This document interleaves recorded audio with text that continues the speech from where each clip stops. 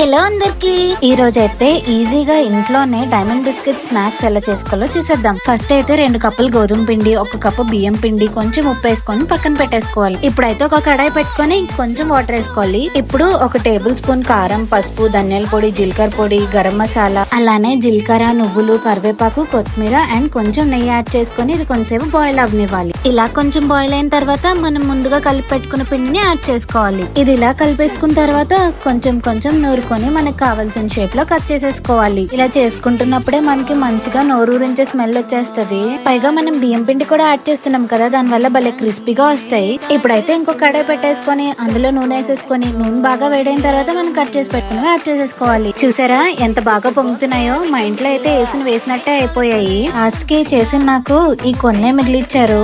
ఒకసారి మీరు కూడా ట్రై చేసి ఎలా వచ్చిందో నా కమెంట్ సెక్షన్ లో కమెంట్ చేసేయండి. అలానే మన ఛానల్ ని సబ్స్క్రైబ్ చేసుకోవడం మర్చిపోకండి. టాటా బాయ్.